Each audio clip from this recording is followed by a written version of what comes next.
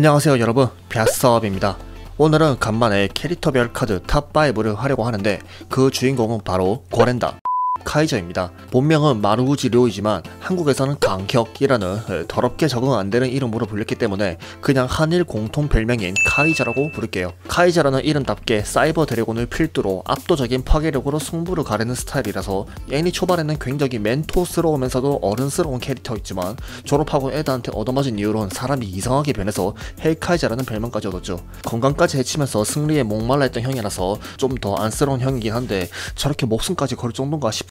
GX 시즌부터는 캐릭터들이 쓰는 카드들이 정해져 있고 가끔씩 새로운 카드들이 나오는데 이번 영상을 만들다 보니 굉장히 고민이 되더라고요. 선정한 카드들이 대부분 연계가 많이 돼가지고 하나를 설명하면은 무조건 하나가 겹칠 수밖에 없게 되기 때문에 대표성을 띠지 않는 카드가 포함이 될 수도 있을 것 같더라고요. 그래서 일단은 최대한 대표성을 띠는 카드들로 선정을 하되 설명하면서 겹칠 카드는 순위에서 뺐고요.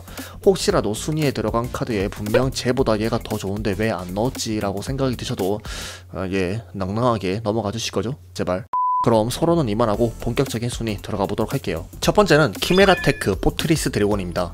헬카이저가 암흑사도 요한과의 듀얼에서 레인보우 다크 드래곤에 대항하여 묘지에서 융합을 시켜주는 오버로드 퓨전으로 등장한 카드인데요.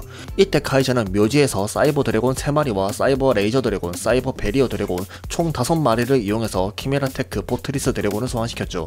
애니에서의 효과는 소환 시 이 카드 이외의 자신 필드 외 카드를 전부 버리고 공격 횟수는 융합 소재로 한 몬스터 수만큼 공격을 할 수 있게 됩니다.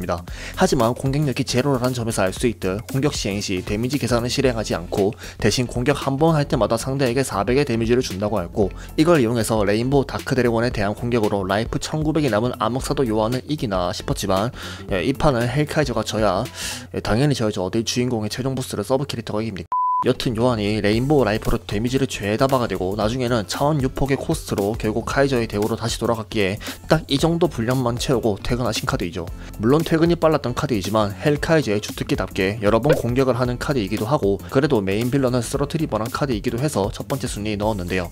하지만 이 카드를 넣은 이유는 아무래도 애니보다 OCG에 미친 영향력 때문이죠. 애니처럼 넣으면 자칫하면 원턴 킬도 가능해질 수 있기 때문에 OCG가 될 때는 아예 다른 카드로 나왔고 그 효과는 융합 없이 자신 또는 상대 필드 위에 사이버 드래곤과 기계종 몬스터 한 장 이상을 묘지로 보내면 소환이 가능했으며 그때 이 카드의 공격력은 융합 소재 몬스터 곱하기 1000만큼이 되는 것이었죠. 자신뿐 아니라 상대 필드의 기계종 몬스터까지 융합 소재로 흡수할 수가 있었고 이 당시에는 사이버 드래곤이 범용 카드로 대부분 모든 덱에 들어가 있었는데 이 카드가 발매될 때 한창 날아다니던 가제트 덱을 쓰던 사람들에게는 저승사자 같은 카드였죠. 이 카드의 잠입폼으로는 키메라테크 메가 프리트 드래곤이 있는데요. 기존과 거의 비슷하지만 엑스트라 몬스터 존에 몬스터 한 장 이상을 융합 소재로 할 수 있었으며 공격력도 한 장당 1000이 아니 1200의 카드였죠.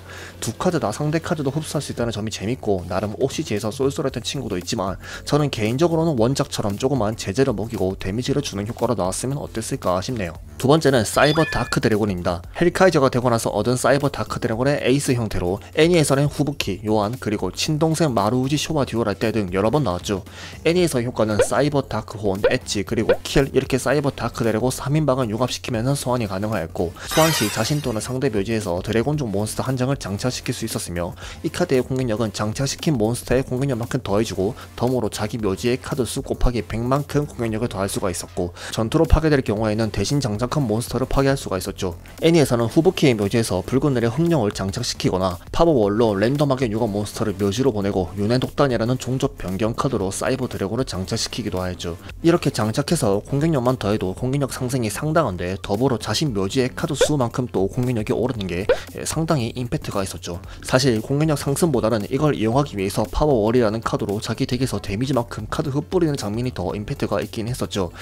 지금 다시 봐도 듀얼 끝나고 저거 다시 다 주워 담을 모습 생각하면은 모양 빠지.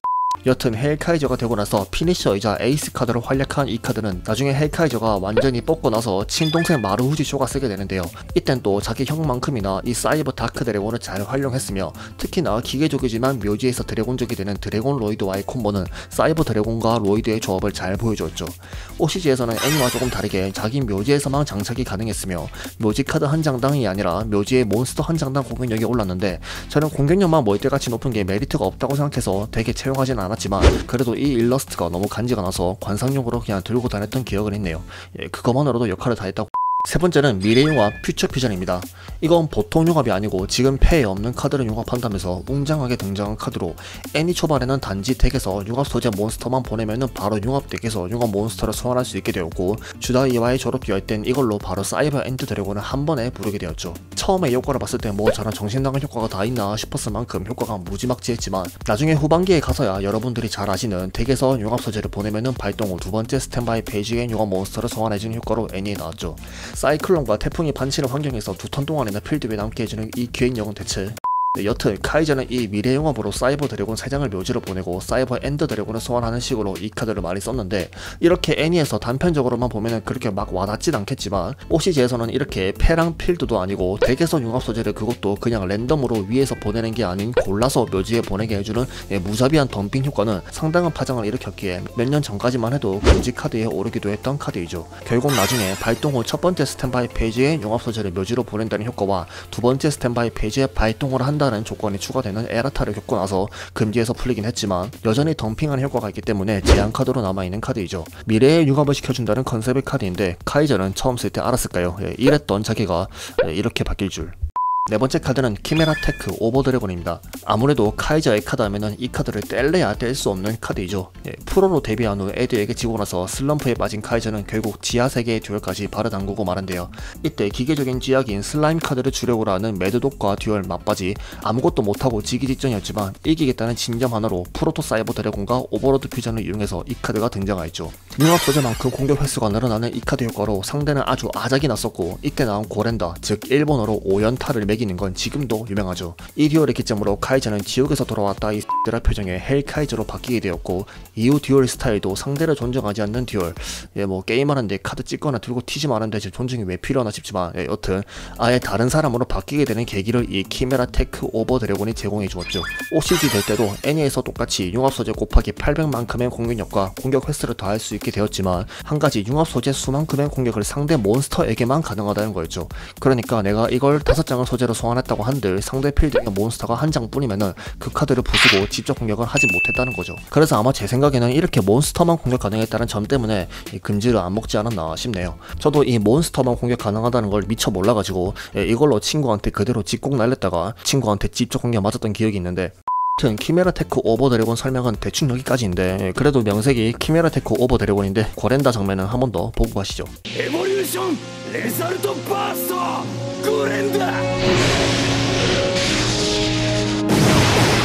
벌써 마지막 카드가 남았는데요. 마지막 카드는 뭐일지 여러분도 한번 맞춰보시죠. 마지막 카드는 파워 본드 가 아니라 사이버 엔드 드래곤입니다.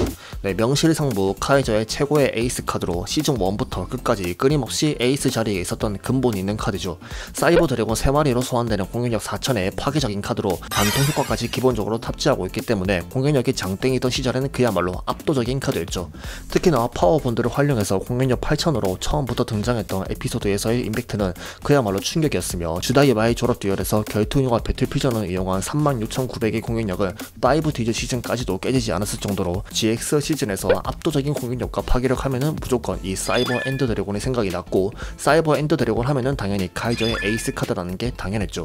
특히나 암흑사도 요한과 듀얼 중 마지막에 사이버네티촌으로 끝까지 품격있게 공격력 16000을 지키면서 헬카이저의 마지막을 함께했던 장면은 제 기준에서 손에 꼽는 GX 명장면 중 하나이기도 할 만큼 인상적이었죠. 이렇게 압도적인 공격력에 카이저에게 많은 의미를 안겨준 사이버 엔드 드래곤을 마지막으로 뽑게 되었는데 아마 여러분들은 파워본드가 왜 1등이 아니냐고 하실 수도 있을 것 같아요. 물론 파워본드도 카이저의 대표 카드이지만 사실 파워본드가 대부분 이 사이버 엔드 드래곤을 위해서 사용되기도 하였고 무엇보다도 이 카드를 여기서 꼽아버리면은 나중에 혹시나 친동생 마루후지 쇼의 카드 탑5할 때는 미천 떨어지니까 오늘의 마무리 한마디. 이 사이버 엔드 드래곤은 지금쯤 소각돼서 아마 미세먼지가 되어 있겠지? 네, 그럼 오늘 영상은 여기까지고요. 영상이 재밌었다면 구독과 좋아요 부탁드릴게요. 그럼 다음 시간에 또 만나요. 안녕.